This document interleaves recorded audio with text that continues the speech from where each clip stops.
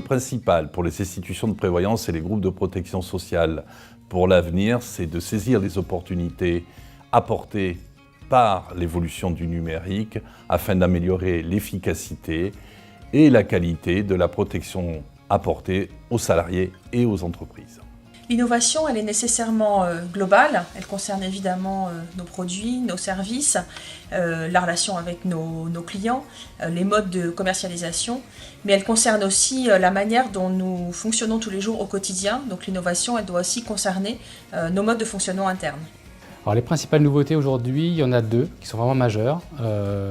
On est sur les objets connectés, dans le domaine de l'assurance, et sur la blockchain, qui est une nouvelle vague, une nouvelle mode qui est en train d'arriver et qui peut potentiellement révolutionner la façon de faire de l'assurance. Nous avons imaginé mettre en place une prévention primaire au travers d'objets connectés. Alors l'idée, c'est de réunir différentes cohortes, que ce soit des actifs, des chômeurs, des retraités, des jeunes retraités, et les équiper d'un certain nombre d'objets connectés qui permettront de nous apporter des indicateurs qui seront ensuite analysés par une plateforme médico-sociale.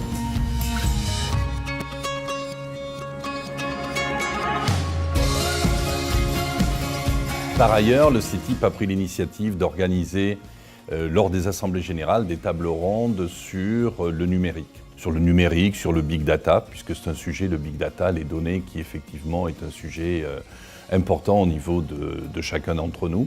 Alors, le CETIP nous accompagne dans deux domaines, principalement sur l'acculturation des collaborateurs, grâce aux conférences qui sont régulièrement organisées par le CETIP. Et un deuxième domaine qui est sur les nouvelles tendances que le CETIP identifie et qui nous alimente, nous, en termes de direction innovation. Mais il nous aide aussi finalement à faire en sorte que l'innovation soit un sujet partagé, et donc à travers les conférences, les petits déjeuners, les colloques qui sont organisés, on peut échanger et discuter de ces questions avec l'ensemble des parties prenantes.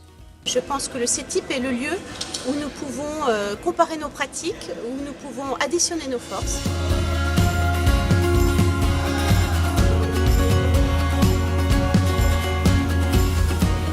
La raison d'être du CETIP, c'est de mettre sur la table des sujets, d'échanger pour faire avancer, justement en lien avec ce que je disais tout à l'heure, partager, mutualiser, faire ensemble, sortir de son précaré, ouvrir les portes et les fenêtres pour que les uns et les autres travaillent plus ensemble, réenchanter la mutualisation. Nous sommes là pour ça, c'est dans notre ADN.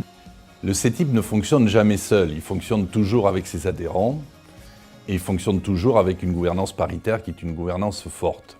Il fonctionne dans le cadre de ses valeurs, qui sont des valeurs également très fortes, que sont la solidarité, l'efficacité, mais également la non-lucrativité, le collectif. Ces différentes valeurs et caractéristiques nous ont permis de nous adapter tout au long des dernières décennies et nous permettront, je n'en doute pas, de continuer à nous adapter tout au long des prochaines décennies, quel que soit l'environnement réglementaire.